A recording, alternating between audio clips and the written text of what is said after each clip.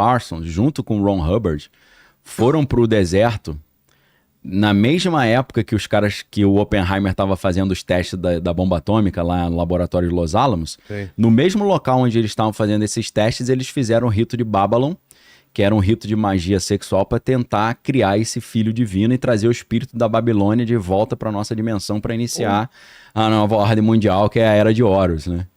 Então, isso que o Jack Parsons está fazendo é inspirado no Crowley, que é inspirado no Moonchild, que é inspirado, que tem a ver com o Mágico de Oz, mas é algo que os alemães já mexiam com isso também, através dessas ideias místicas de você criar bebês concebidos em contextos ritualísticos que nascem com poderes excepcionais, entendeu? Então, com o projeto Paperclip, quando os Estados Unidos pegam o Wernher von Braun, o Joseph Mengele, toda essa galera, e levam esses cientistas top para os Estados Unidos, eles não levam apenas os engenheiros espaciais, eles levam também os ocultistas, né? Então, uma parte da CIA vai trabalhando em cima de controle mental, controle comportamental, e é por isso que o projeto MK Ultra é com a letra K, eu sempre lembro essa ideia, né? O projeto MK Ultra não é teoria da conspiração, foi documentado na Comissão Church em 1974 nos Estados Unidos. Eles tentando investigar os assassinatos ilegais que a CIA estava fazendo, eles esbarraram nesse projeto de controle mental da CIA, né? Que usava substância para tentar manipular os caras para cometer atrocidade lá e matar os outros, né? Fazer uma lavagem cerebral no cara. Né? É. Então, eles esbarraram nesse negócio chamado MK Ultra. Eu falo, por que é mind control? E por que o K? Por que o K? Porque é em alemão, pô. Controle. É controle em alemão, né? Com K. Então, vem da Alemanha isso. Vem do Mengele. Eles já estavam trabalhando em cima disso. Então, assim, sem você entender esse componente esotérico dos alemães na Segunda Guerra Mundial, você não entende muito bem o que está em jogo ali. Por que ele queria a Arca da Aliança, a lança de Longino, essa coroa dos imperadores romanos. O que está em jogo é, na verdade, ele derrotar também as outras civilizações da Atlântida que sobreviveram ao dilúvio, entre aspas. Sim. Por quê? Sobreviveram alguns arianos, mas sobreviveram os inimigos deles também. Os povos com os quais eles brigavam. Quem é esse povo que sobreviveu? Pô, na Bíblia você tem ali o dilúvio, que seria a queda de Atlântida, ou a queda de Númenor, né? Pra quem conhece os Anéis, né? E você tem o quê? Deus manda o cara fazer um barco e entra a galera no barco, né? O Noé com os 3 filhos, Sem, Cã e Jafé, e entra as mulheres. Então são 8 pessoas, né? Então 8 pessoas sobreviveram à queda de Atlântida ou ao dilúvio. E dessas 8 pessoas, você tem Sem, Cã e Jafé. O Jafé dá origem a quem? Dá origem ao povo europeu. Dá origem aos nórdicos. Mas o Sem dá origem aos semitas. Então, o Hitler, inspirado nessa ideia da teosofia, da Atlântida, ele entra numa neura que eles só conseguiriam realmente ter o poder pleno se eles eliminassem os outros povos da Atlântida que sobreviveram, que são os inimigos dele, que são quem? Os semitas, que é o povo de Israel.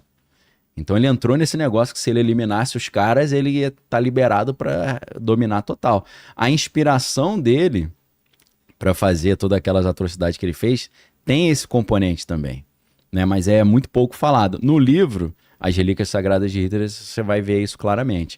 É claro que existia uma lenda na Alemanha de que na Primeira Guerra Mundial eles perderam a guerra porque alguns grupos da sociedade alemã traíram a nação alemã. E eles dizem que um dos povos seria os israelitas, os judeus que tinham traído. Então tem essa ideia, né? Que alguns judeus ricos teriam passado para o outro lado e traíram eles.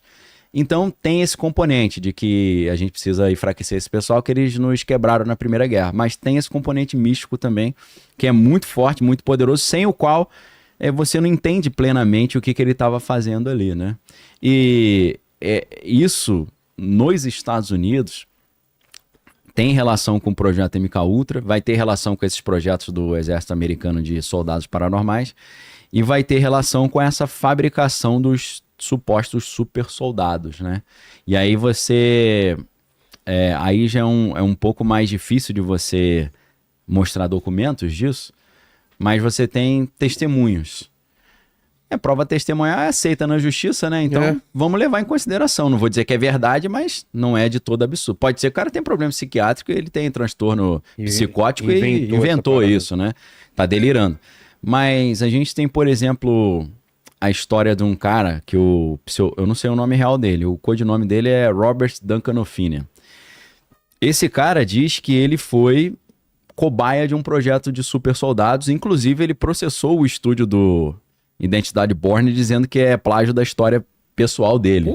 Só que ele perdeu, né? Acho que ele não conseguiu provar que era plágio dele. Apesar de que ele tinha escrito um livro antes chamado Innocence Turned Deadly, né? Inocência transformada em algo mortífero. Com o nome, né, o pseudônimo dele, Robert Duncan O'Finnan, que conta uma história parecida com a Identidade Bourne, né? Então acho que ele tentou falar, não tô dizendo que a história é real, mas eu publiquei um livro sobre isso e vocês fizeram parecido, né?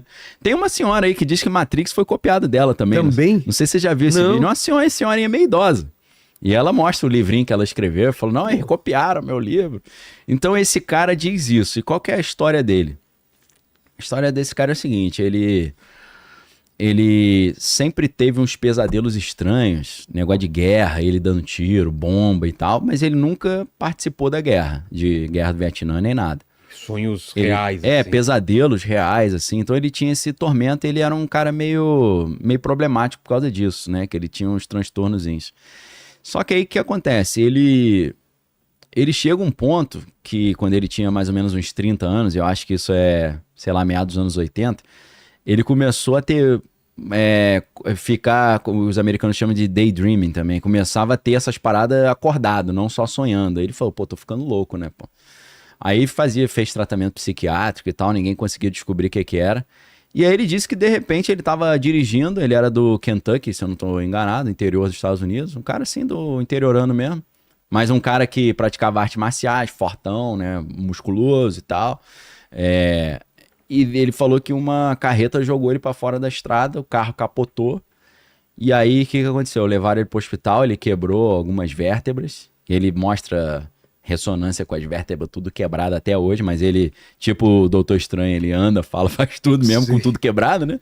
No caso do Doutor Estranho é a mão, né? A mão, ele viu um cara jogando basquete, né, no filme, né? Não lembro se na história em quadrinho é assim, né? E aí ele descobre que o cara tinha a coluna toda quebrada e tava jogando basquete. Ele falou, como é que é isso? Ele falou, não, porque tem um negócio lá no Tibete e tal, né? Aí deu a dica pra ele, né? Do ancião, né? Que depois virou a anciã por pressão da China, né? Você sabe dessa história? Não. A China não queria que tivesse um cara do Tibete sendo representado num filme hollywoodiano, porque eles têm uma inimizade com o Tibete. Então tiraram um ancião tibetano e botaram uma mulher nórdica, né? Sei lá, anglo-saxã, né? Que é a Tilda Swinton, né? A atriz. Porque a China patrocina muito, né? Os estúdios de Hollywood. Então, esse cara disse que quando jogaram ele pra fora da estrada, ele foi pro hospital e botaram ele numa máquina de ressonância. Ele disse que na hora que ele entrou na máquina de ressonância, embaralhou tudo. Ele começou a ver aquelas cenas, ele falou, cara, tô louco, vou morrer e tal. E aí, ele falou, cara, tô totalmente louco. Começava a vir as imagens de tiro, não sei o quê. E aí uma vez, ele tava na rua, aí um cara cumprimentou ele. Falei, e aí? Aí ele, pô, não te conheço não, cara. Pô, a gente lutou no Vietnã junto. Ele, o que no Vietnã, pô? Como assim? Nunca lutei no Vietnã, não. Esse coroa faleceu. O coroa chamava Dave Corso, era o nome do cara. É o nome real mesmo. O outro é um nome fake, né? Que é Robert Duncan O'Finnan. E aí ele falou, não, cara, a gente participou lá, você era moleque. Porque o cara era bem mais velho que ele, né? Aí ele falou, pô, eu participei da Guerra Vietnã com 15 anos. Ele falou, você era de um pelotão especial de paranormais e tal. Cara. Aí ele, que isso, rapaz, tá maluco? E o cara falou, não, peraí, deixa eu te contar essa história. E aí o cara conta a história pra ele. E ele fala, cara, então a minha memória da minha adolescência é toda fake, pô. E aí ele começa a conversar com os amigos. Poxa, quando eu tinha entre 14 e 18 anos, eu tava onde? Os caras falaram, sei lá, cara, você sumiu, seu pai falou que você tinha viajado, que você foi estudar fora. Aí ele falou, mano, eu me lembro da gente aqui na cidade natal. Aí ele descobriu que as memórias dele eram meio falsas. E aí... Cara... Aí ele falou, cara, se eu fui do exército, deve ter algum registro. Aí ele só achou um registro dele tendo um atendimento médico no exército. um boletim médico dele. Então ele achou, tipo, uma prova de que ele fez alguma coisa no exército, mas ele não se lembra. E aí... Total Recall lá, o... Tipo, Vingador do Futuro, Vingador né? do Futuro. Nesse nível. E aí, hoje a gente sabe que implante de memória falsa é um negócio meio fácil, né? De fazer. É mesmo? Através de manipulação mental. Sessões de... Porque a gente sabe que quando a memória é bem plástica, né? Bem fluida. Quando você lembra, ela é como se tornasse editável novamente. Hoje isso é muito usado para transtorno pós-traumático para militar, né? Para o cara tentar refazer essas memórias e substituir por memórias positivas, né? Então, o que ele descobre? Ele descobre, assim, a conclusão, né? Que quando ele tinha 6 anos, ele descobriu que o pai era da CIA, ele não sabia. O pai era um agente secreto da CIA. E o pai ofereceu ele para um projeto abaixo do guarda-chuva MK Ultra chamado Project Talent, Projeto Talento, que era um projeto de super soldados. Qual que era a ideia? O pai levou ele para um centro comunitário lá da cidade, e aí ele chegou lá, tinham várias crianças sentadas no chão tentando montar quebra-cabeças. E aí deram um quebra-cabeça bem complexo para ele, que uma criança de 6 anos teria muita dificuldade de montar, e ele montou. Só que aí ele falou que quando ele montou, uma mulher falou com um sotaque meio alemão, falou, encontramos um, we found one, só que com um sotaque estranho. E ele descobriu que essa mulher era alemã mesmo, o nome dela era Helga, e ela veio com o projeto MK Ultra, Paperclip, quando eles trouxeram esses cientistas alemães, e ela estava trabalhando na CIA fazendo esse projeto. Como é que era o projeto? Primeiro, quando ela falou encontramos um, não é encontramos um gênio, é encontramos um receptor. Porque ela estava controlando a mente dele à distância, por telepatia. O quê? Entendeu? Aí o que ele contou é isso, né? Sei. Então ela montou o quebra-cabeça através dele. Cara... Ela pilotou ele. Sei. Então ela ia de criança em criança tentando pilotar. E não conseguia. Ela conseguiu. Por quê? Ele diz que o paranormal, que não é o guerreiro, é o sender, é o que envia. E o soldado paranormal é o receiver, é o que recebe. Então ele foi treinado para ser o soldado paranormal que recebe as coordenadas do paranormal, que é só o psíquico. Então, e outros foram treinados para ser só os paranormais, sem ser soldados e saber dar tiro e jogar bomba. Então ela estava procurando esse receptor, ela encontra ele, aí o que eles fazem? Esse cara, ele não... Aí a teoria do Manchurian Candidate, né? Que é um filme antigão com o Frank Sinatra fazendo o papel principal. Foi refilmado com Denzel Washington, né? Denzel Washington fez o filme... Em português ficou Sob o Domínio do Mal, né? Eles mudam... É engraçado como é que muda o título, né? Sob o Domínio do Mal. Com aquele Liev Schreiber, né? E o Denzel Washington. A história é incrível desse filme, é interessante. A história é a seguinte. Um pelotão americano estava na Guerra do Golfo e eles foram atacados, ficaram cercados e um dos militares foi um herói que salvou todo mundo. Esse militar que foi o herói, não é o Denzel Washington, é o outro, ele estava se candidatando a presidente americano, ou senador, alguma coisa assim no filme, que é o Liev Schreiber. Só que aí o Denzel Washington, ele começa a ter uns pesadelos também, a história é bem parecida. Ele descobre que aquelas memórias eram falsas, que aquele cara não era herói de nada, que aquele evento heróico não aconteceu. Eles inventaram um herói falso, fazendo lavagem cerebral nos caras lá no Oriente Médio. Detonando a memória dos caras. Sim. E aí no filme tem umas cenas interessantes que o Denzel Washington descobre um implante no ombro dele, aí ele corta assim com um estilete e tira o implante, que o implante era tanto para controlar a memória, para não embaralhar, quanto de localização, né? Rastreamento.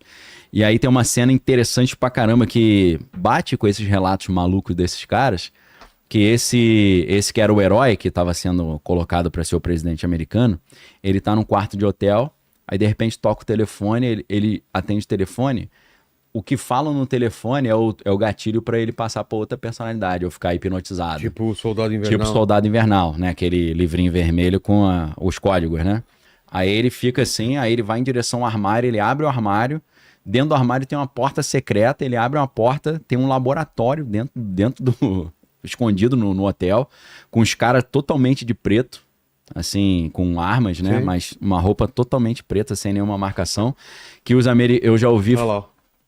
Sob Domínio do Mal, esse aí. Sensacional. Meryl Streep também, elenco bom, elenco de alto nível, tá? Então, mesmo diretor do Silêncio dos Inocentes, que é um filmaço também, né? Então, filme interessante aí pra galera que quiser assistir aí. Dicas de filme sempre boas, né? Vilela sempre traz umas dicas maneiras de série, né? Então eu contribuo com alguns filmes aí também, série. Jonathan Demme, tava tentando ver Ver o nome ali, né? E embaixo tá escrito The Manchurian Candidate, né? Que é o termo original. Manchúria vem da Guerra da Coreia, né? Dizem que os americanos descobriram esses projetos de controle mental, de super soldado, durante a Guerra da Coreia, porque os chineses e os japoneses faziam isso, né? Por isso que é da Manchúria. E aí, esses caras todos de preto que trabalham nesses projetos, eu já vi vários relatos sobre isso, eles chamam esses caras de ghostwriters. Por quê? Eu não sei porque que é ghostwriter, né? Ghostwriter, pra quem não sabe, é o cara que escreve um livro pra alguém e o cara só bota o nome. Alguém famoso e o cara famoso coloca só bota o nome. Esses soldados que são relacionados a esses projetos altamente sigilosos, eles sempre andam com helicópteros todo preto, sem nenhuma identificação. E eles são os caras todas sempre assim. Às vezes eles saem na rua com a moto toda preta, com a roupa toda preta. Eles chamam esses caras de ghostwriters, né? A primeira vez que eu vi foi um veterano do exército chamado Dan Burrish, que falou sobre esses ghostwriters. Aí eu sempre ouvindo essas histórias, né? Que eu me amarro nessas histórias malucas, né? Também gosto. Aí de repente eu olho no filme, cara, é a mesma parada. O cara manipulando a mente do cara, e os caras todos de preto. Falei, esse maluco, ou eles estão se inspirando nessas histórias, ou eles estão baseando em fatos reais.